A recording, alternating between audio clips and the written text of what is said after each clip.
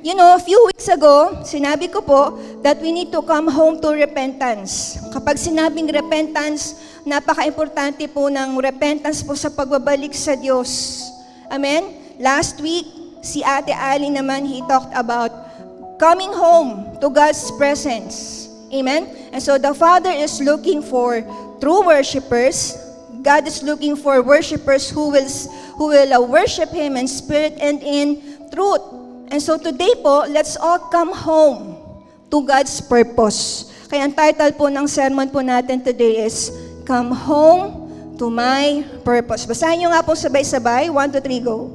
Come home to my purpose. Amen. Thank you, Lord. Now, bago po tayo magsimula, okay, gusto ko po muna iset yung base ng ating pag-uusapan ngayong umaga. Bago natin pag-usapan yung purpose.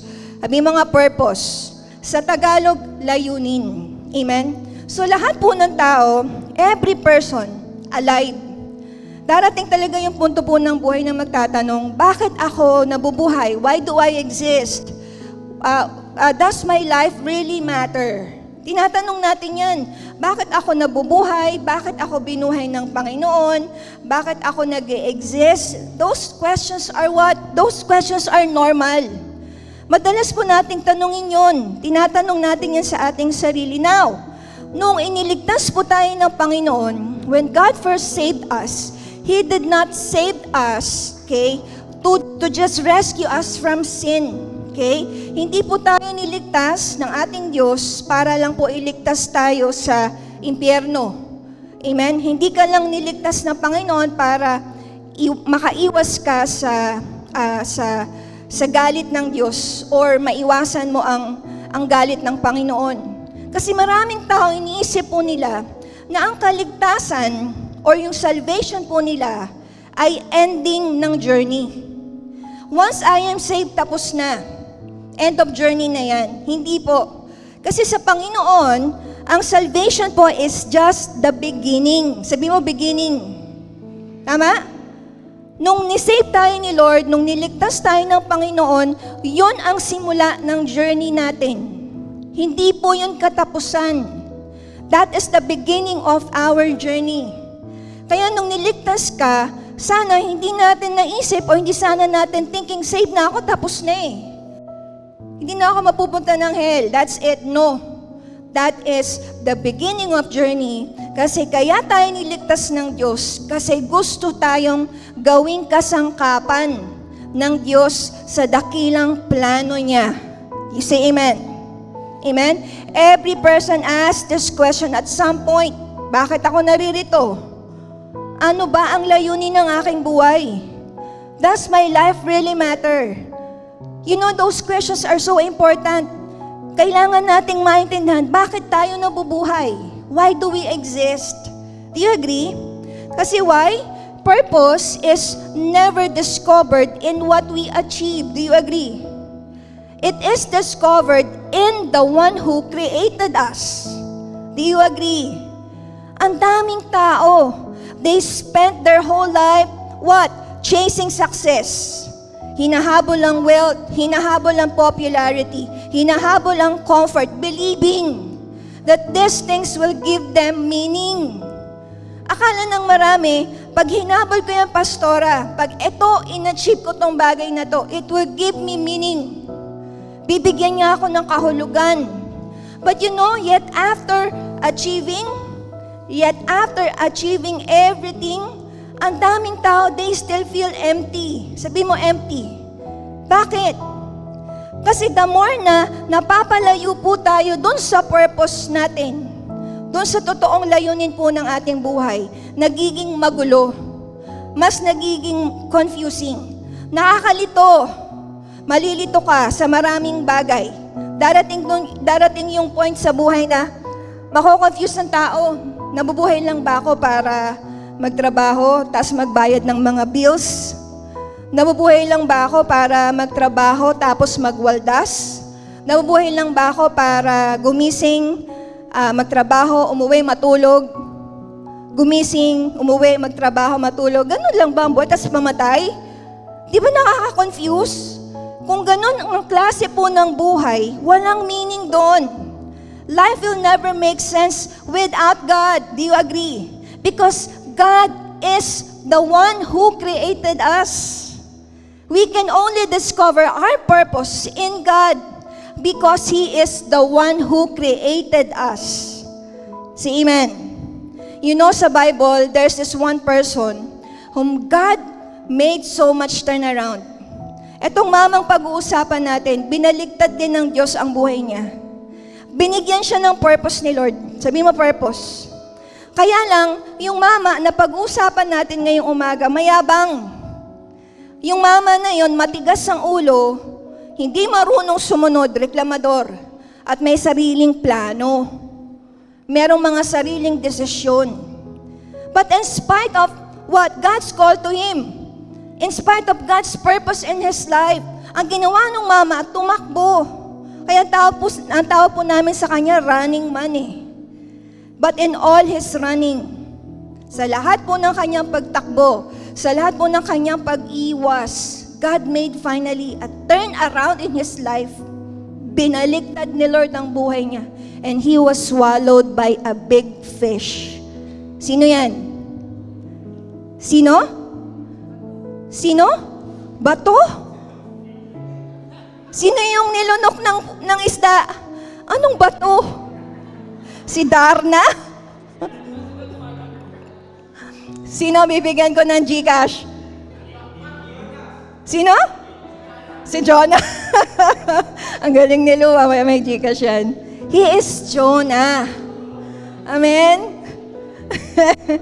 Yun po yung pag-uusapan natin ngayong umaga.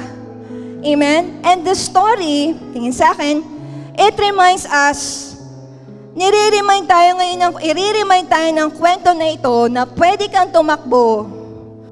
You can run from God's calling. Look at me. But you can never outrun God's love and God's purpose. Pwede kang tumakbo, pero hindi ka makakaiwas sa calling ng God at sa layunin ng Diyos sa buhay mo. You know, when we talked about Jonah, tingin, he is identified as minor prophet. Sabi mo nga, propeta. He is a prophet. He is a servant of God during the reign of King Jeroboam pala pa. Sorry.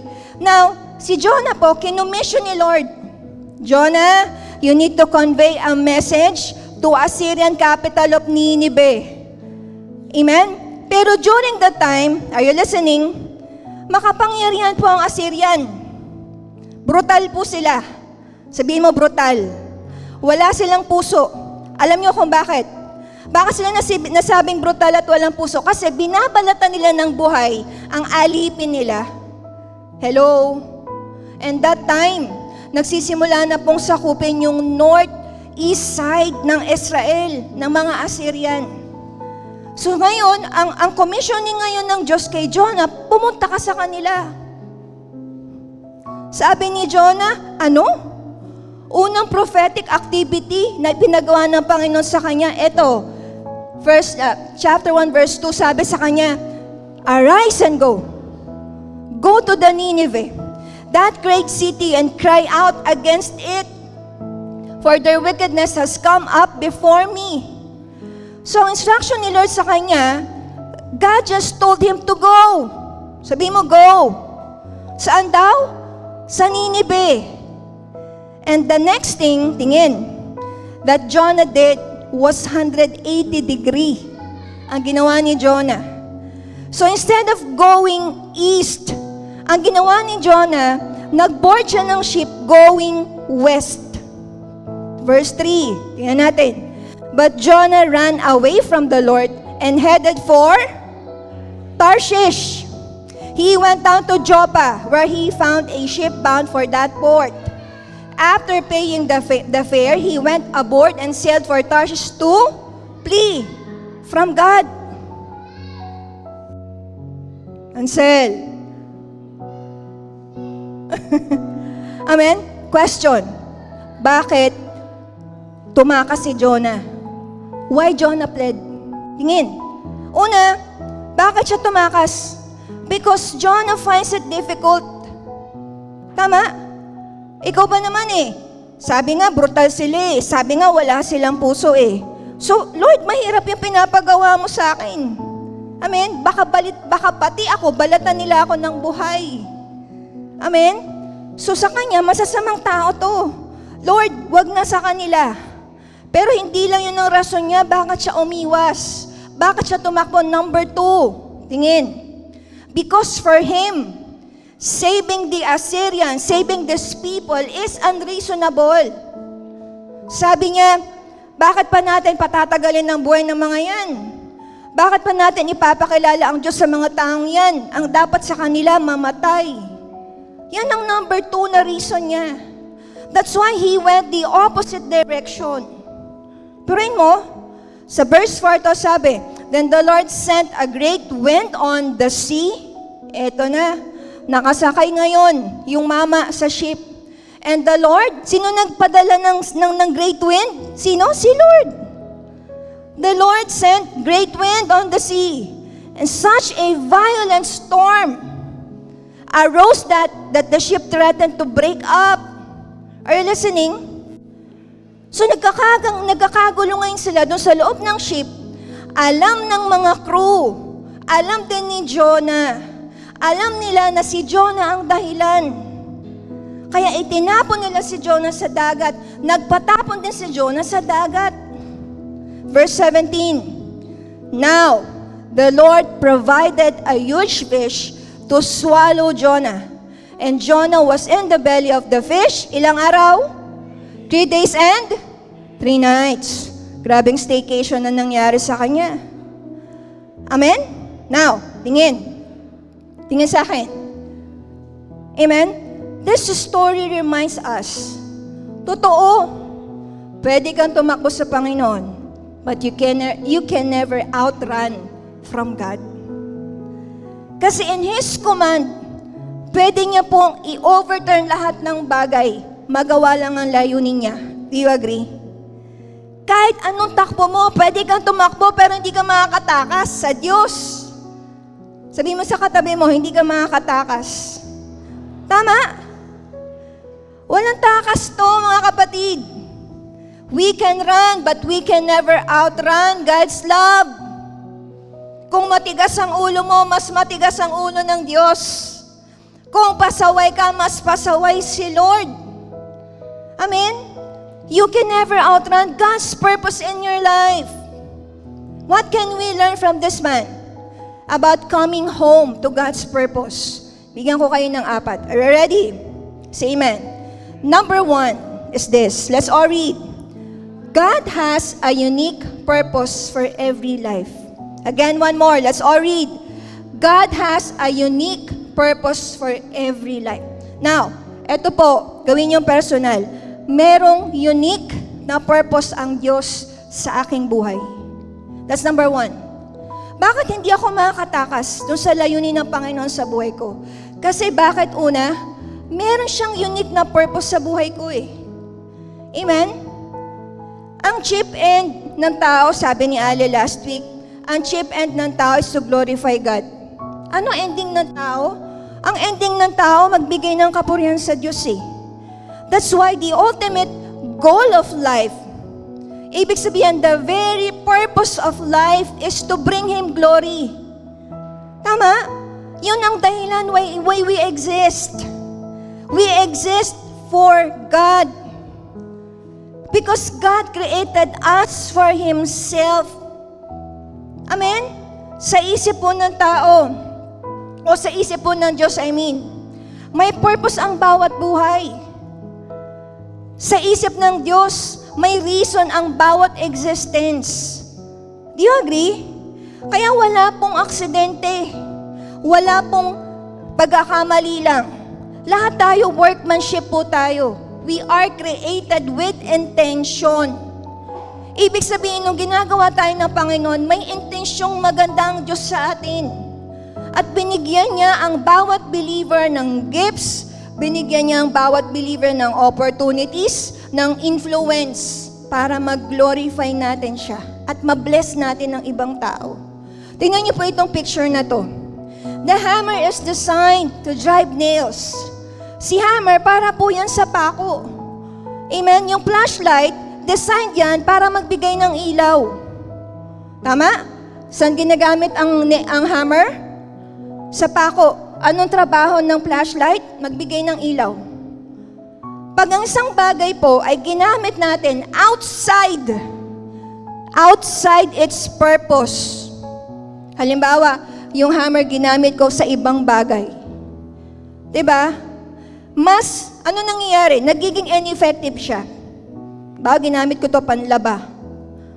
Ginamit ko yung flashlight pangsulat. Ginamit ko sila outside its purpose. Effective ba sila? Di ba hindi? Kung ang isang bagay ginamit natin outside of its purpose, nagiging ineffective. Sabi mo, ineffective. Likewise, we experience true fulfillment only when we live according to God's design.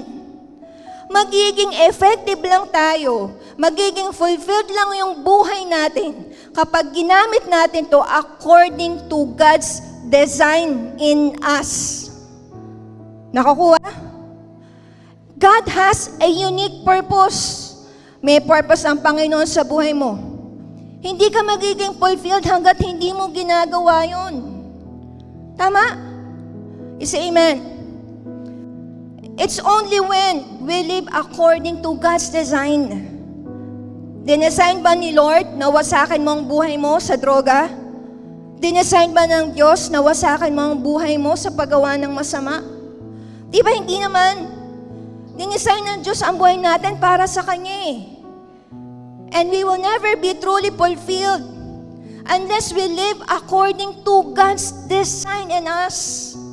Say amen. That's why we need to ask ourselves, am I living for God's purpose? O nabubuhay lang ako sa sarili kong plano? Naintindihan ko ba talaga ang layunin ng Panginoon sa buhay ko? Gets ko ba kung bakit ako nabubuhay? Tingin sa akin. Again, God did not save us merely to rescue us from sin. Sinave tayo ni Lord para i-fulfill yung purpose niya. Kaya ang salvation po, hindi siya end ng journey natin.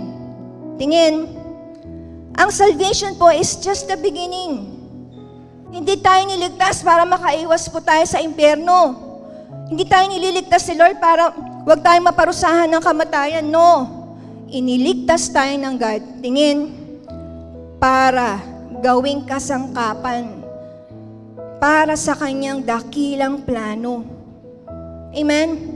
If you really wanted to come home, look at me. Tingin, hindi lang simpleng pag-uwi.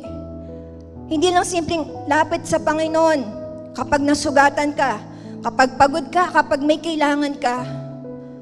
Amen? If you really wanted to come home, coming home is about surrendering.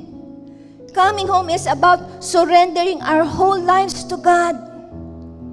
In effect, we're saying, Lord, hindi na po yung gusto kong masusunod. Amen? Kagaya nung alibughang anak. Di ba umalis ng bahay yun, ginawa yung gusto niya? Ano sabi niya sa tatay niya? Re-rephrase ko lang, Pa, gusto ko magawa yung gusto ko. Hindi ko kasi nagagawa yung gusto ko kapag kasama kita eh. Ikaw lagi na susunod eh. Tama? Pa, alis ako ng bahay kasi gusto kong gawin yung gusto ko. Yun ang ginawa niya. Kaya nung umalis na siya, di ba? Nung nagawa niya ang gusto niya, nung na-realize niya, walang kwenta ang buhay nang malayo sa kanyang ama. Kaya lahat ng uuwi, if you really wanted to come home, pwede ba na pag-uwi mo, Pa, uwi ako pero gusto ko pa rin yung masusunod ko? Hindi ganun. Papa, uwi ako, pero hindi na yung gusto ko, yung gusto mo. Pa, tama ka, mas okay yung gusto mo kaysa sa gusto ko. Yun ang surrender. Yun ang coming home. Yeah, that's why coming home is about surrendering our whole lives to God. It's no longer what I want. It's no longer what I prayed for. No. It's about God. Naintindihan niyo po? Minsan po ang plano ng Diyos hindi naman komportable. You say amen. Pwede ang tawag ni Lord sa buhay natin, God may call you to forgive. Pwedeng tawagin ka ng Diyos, magpatawad kahit masakit. Amen? God may call you to obey. Pwedeng ang tawag ni Lord, sumunod ka kahit hindi mo naintindihan. God may call you to give. Kahit, tinatawag ka ng Panginoon magbigay o magsuko ng isang bagay na mahal mo. Kaya minsan ang plano ni Lord, hindi mo maintindihan eh. Meron po isang tao nagtanong sa akin, sabi niya sa akin, Ate, bakit po may mga tanong na walang sagot? Sabi niya sa akin, Ate, bakit walang katapusan ang mga tanong natin sa buhay? Bakit ang daming bakit? Yan ang tanong niya sa akin. Sabi ko, kahit ako, ang dami ko pong tanong na hindi pa nasasagot. Meron kayong ganon? Lahat ba ng tanong niyo sa buhay nasagot na? Di ba hindi pa? Even me, marami pa rin po akong tanong na hindi nasasagot. Sabi ko sa kanya, Beng, pero kahit walang sagot, magtitiwala ka pa rin ba? Magtitiwala ka pa din ba? Kahit wala pang sagot? Amen? Would you believe God has a unique purpose in your life? Kasi ang pinakamagandang buhay, hindi yung buhay na nasusunod lahat ng pangarap natin. Ang pinakamagandang buhay ay ang buhay na natutupad ang layunin ng Diyos. Because His purpose are always good, pleasing, and complete. Do you agree? Na ang Diyos merong unique na plano sa buhay mo. You say amen. Sabihin mo nga sa katabi mo, may plano ang Diyos sa buhay mo. Amen? God has a unique purpose for your life. Say amen. Amen? Point number 2. Number 2, bilis lang. Let's all read. Running from God's purpose always has consequences. One more, let's all read. Running from God's purpose always has consequences. Anong consequences? Anong consequences? Anong consequences? Tagalog. Anong consequences? Lu, anong consequences, Lu? Ano? Ano yun? Anong consequences? Pag tumakbo ka, palayo sa Panginoon, anong? Merong? Problema? Mapapariwara? Very good. Amen? Bad things happen to us when we go against the will of God. Bad things can happen to us when we go against the will of God. Tama? Kapag tumakbo tayo palayo sa Panginoon, sabi ni Lu, mapapariwara daw tayo. Pag tinakbuhan natin ng Diyos, ano mangyayari? Magkakaproblema tayo. That's it. Si Jonah, balikan natin siya. May plano si God sa buhay niya. Di ba? Pero si Jonah may ibang plano. Tama? Ang plano ng Panginoon, pumunta ka ng east. Ang ginawa ni Jonah, pumunta ng west. 180 degree, going west, hindi going east. Tama?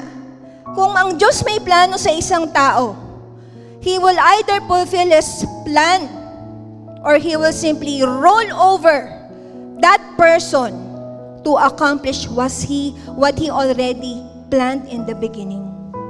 Ano gagawin ni Lord? Tinakbuhan mo ko Either, dalawa lang.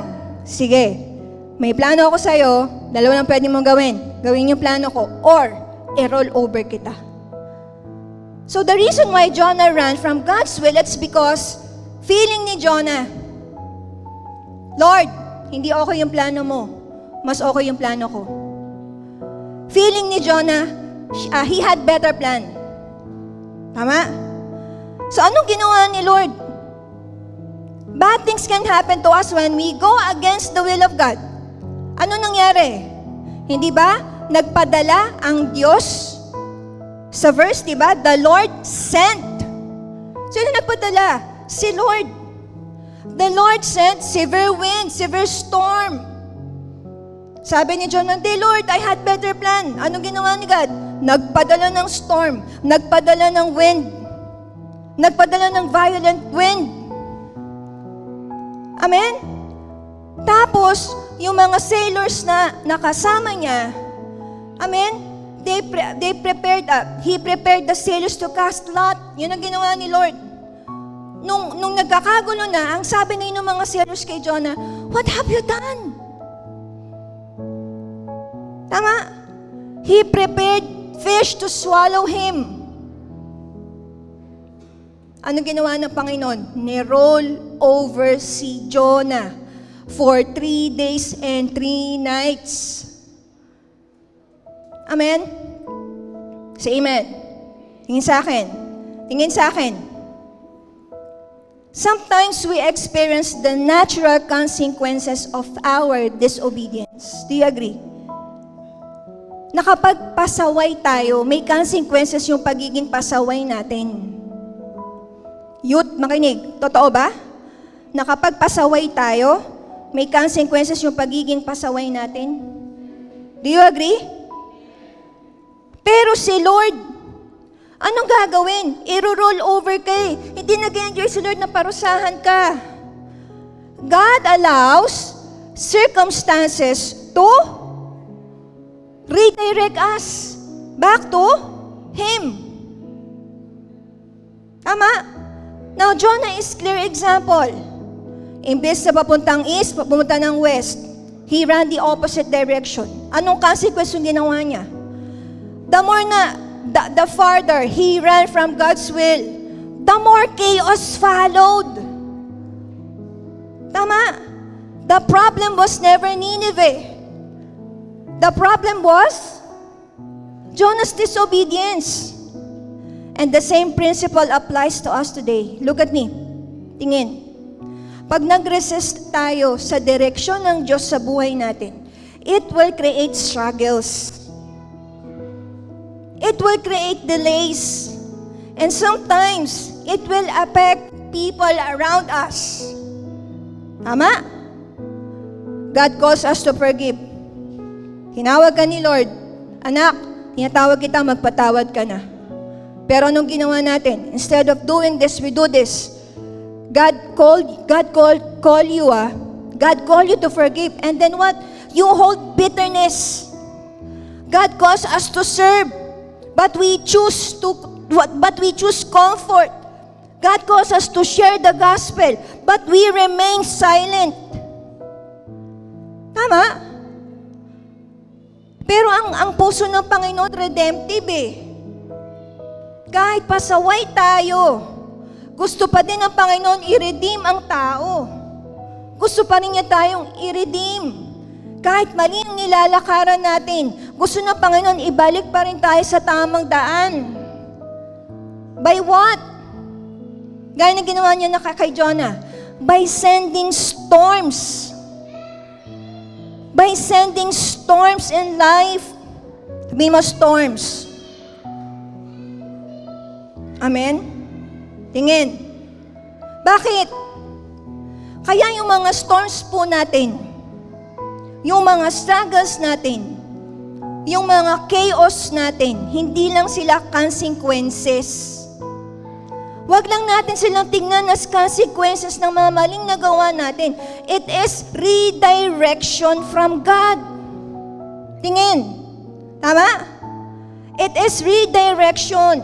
Kaya kung ang Diyos ay nag-send ng storm, that was not meant to destroy you. Tama? Kung nagpadala ang Diyos ng struggle, nag-allow ang Panginoon ng mga circumstances sa buhay natin ngayon, hindi yun meant para sirain tayo. It is meant to redirect us. Tama?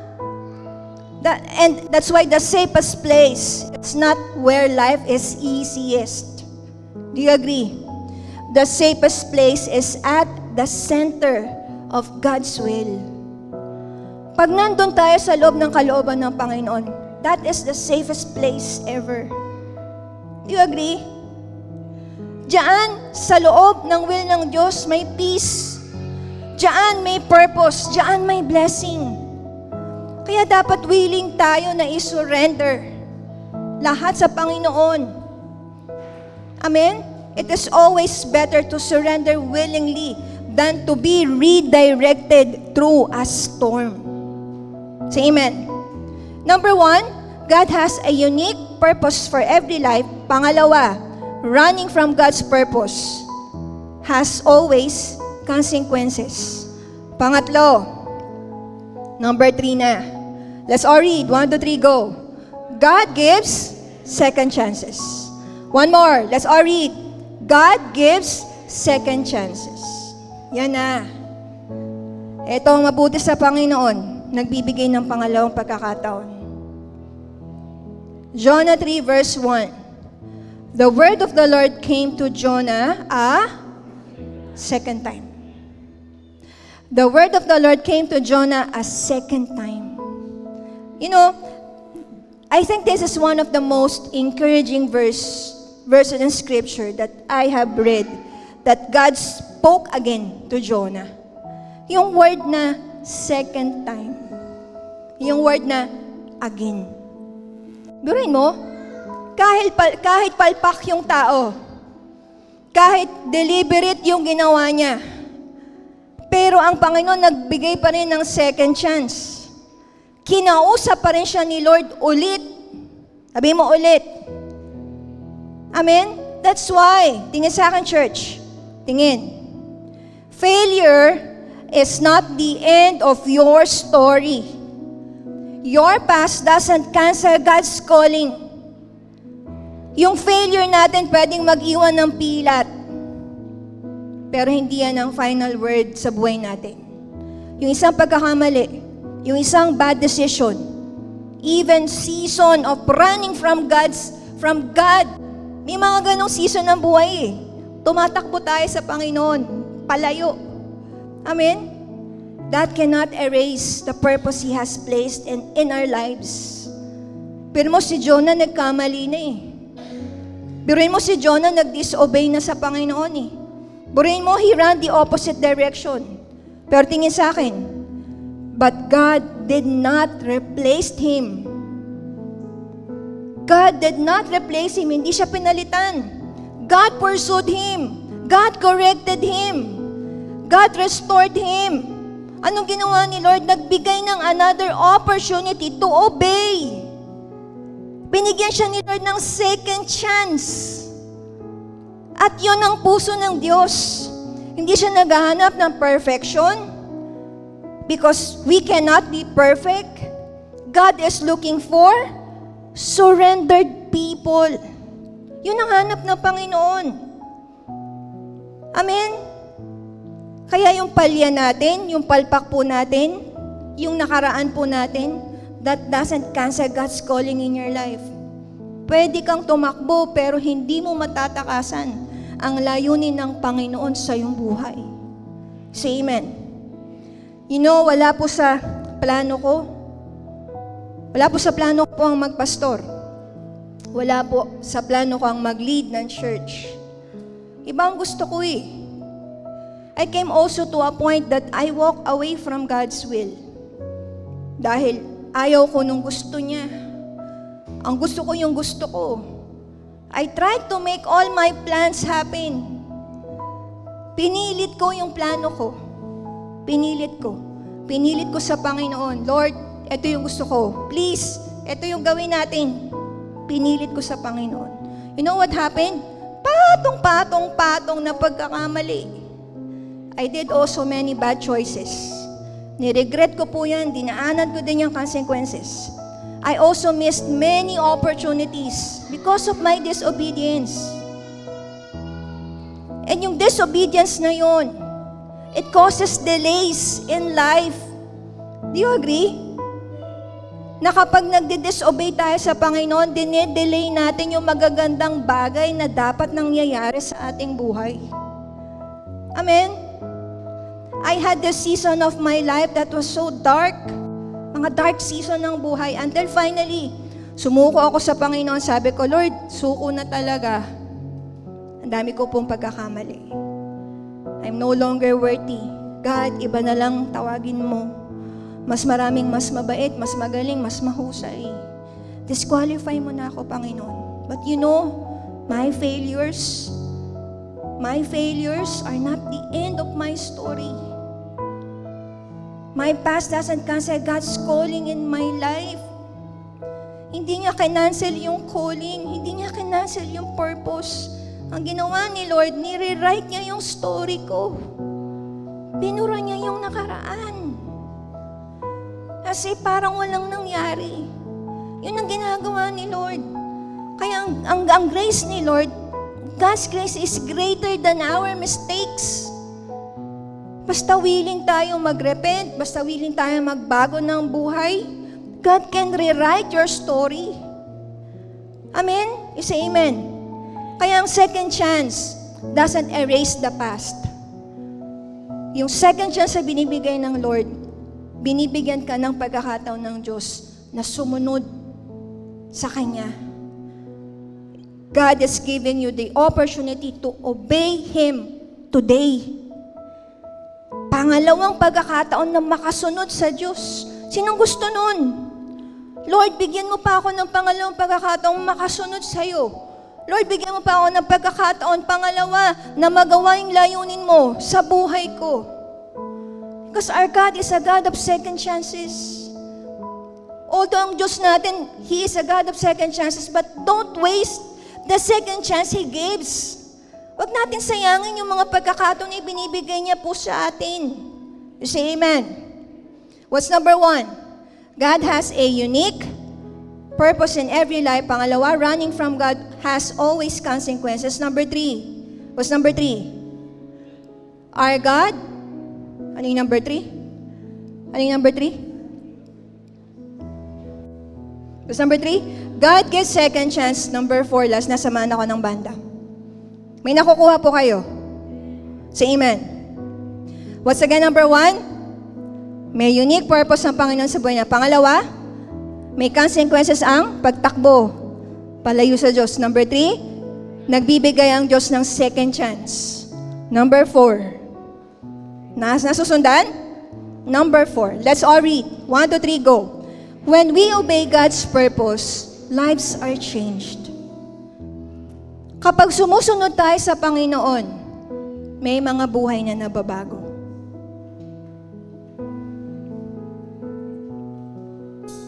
Say amen. Ano po sabi sa John 3 verse 3? Then the word of the Lord came to Jonah second time. Pangalawa, sabi niya, go to the great city of Nineveh and proclaim to it the message I give you. Pangalawang beses. So God gave His commission. He commissioned again Jonah second time. Amen? And Jonah now was ready. Natanggap na ni Jonah. And so he entered the city. Yung sinabi ng Panginoon, ginawa niya, He proclaimed the message of repentance to them. Kasi ang prophecy, pag hindi nyo ginawa ito, sisirain kayo ni Lord in 40 days. Yun ang prophecy sa kanila eh. But you know, in chapter 3 verse 10, God relented from the disaster that He had said He would bring upon them, and He did not do it. Ano nangyari? Dahil merong isang sumunod, dahil merong isang nag-obey, dahil merong isang sumuko, dahil merong isang nagpagamit, dahil merong isang sinis yung second chance na binigay sa kanya. Ano nangyari sa verse 10? God relented from the disaster that He had said He would. So hindi tinuloy ni Lord yung disaster upon them. He did not do it. Kaya never underestimate, tingin sa akin, what God can do through one act of obedience. Sino ba si Jonah? He was just one man. Pero finally, nag-obey yung mama sa gusto ni Lord. Amen? What happened? All fasted, both men and women. Pati mga hayop nag-fast. Pati mga hayop daw nagpatira pa. Andyan ka? That's why one person's obedience became catalyst for a city's transformation. Imagine, tingin sa akin, church. Imagine, what happened? Ano ang mangyayari kung hindi nag-obey si Jonah? Disaster. Ano nangyari kung hindi siya sumunod? Kung hindi siya bumalik? Kung hindi niya tinik yung second chance? Yung opportunity ng mga tao na sana makapag-repent, mamimiss nila. Diba? That's why the same is true today. Tingin. The same is true today. Paano kung hindi ako susunod? Paano kung ayoko nang sumunod? Paano kung ayoko na, pagod na ako? Paano kung bahala kayo sa buhay nyo, hanap kayo ng pastor nyo, pagod na po ako? Paano kung ganoon? Diba? Paano kung ayawan na?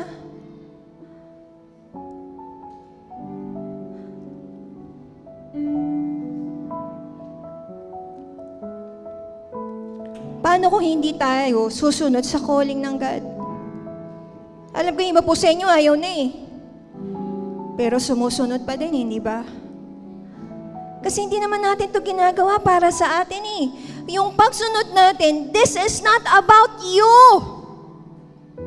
This is not about me. Yung pagsunod ko, this is not about me. Yung pagsunod mo, that is not about you. Amen? Siguro iba po sa atin, takot sa pagsunod. Amen? Baka marami po sa atin may reservation pa. Baka iba po sa atin, ang dami pa ring dahilan, ang dami pa ring excuses. You know, nung nagsimula po akong tawagin ng Diyos, ang tanong ko lang sa Panginoon, I'll be true with you. Ang tanong ko sa Diyos, Lord, anong kapalit ng pagsunod na gagawin ko? Ang tanong ko sa Panginoon, Lord, what will I get if I obey you? Hindi lang yon. What will I lose if I obey you? You know, true obedience is motivated by who God is. Hindi tayo sumusunod sa Panginoon dahil may reward. Sumusunod tayo because what? Mahal natin ang Panginoon. At nagtitiwala tayo sa Kanyang kalooban. Tama? Sinagot ba ako ng Diyos? I never get the answer to that question. Anong kapalit ng pagsunod ko sa iyo? Pero kahit walang sagot sa tanong, di ba nagtitiwala tayo? Na hindi tayo pababayaan ng Panginoon sa lahat ng pagsunod natin sa Kanya. Amen? The question should be, Lord, how can my obedience bring you glory? Yun ang tanong. Kasi kahit anumang isuko natin sa Diyos ngayon, dahil sa pagsunod natin, you can never compare that to the joy of walking in God's will. Amen? One surrendered life can influence a family. One faithful family can transform a community. One transformed community can impact a city. Burin mo, isang tao, pag ang isang tao nagrepent, biruin mo, pag ako sumunod sa Diyos, one person repented because of my obedience. One community repented because of your obedience. One campus repented because of your obedience. One family repented because of your obedience. one generation repented because of your obedience. That's why your obedience, look at this church, is never just about you. Your obedience, next slide, is never just about you. It's always what? It's always connected. It's always connected to the lives God wants you to reach. It's always connected to the lives that God wants what? Wants to reach through you. Will you say yes to God today? Would you say yes? Would you say yes to God's calling? Would you say yes to God for this generation? Would you say yes for your family, for your campus, for your neighborhood? Can never underestimate what God can do through one surrendered life. Amen? Say amen. Say amen. Gusto mo ba na yung mga tao sa paligid mo magbago din ng buhay nila? Mangyayari lang yun kapag tayo sumuko sa Diyos. Amen. Tatayo po tayo lahat. And we will all raise our hands before God. And as we sing this song, let this song minister to you right now. I believe God is stirring something within you. Ako po, naniniwala ako today.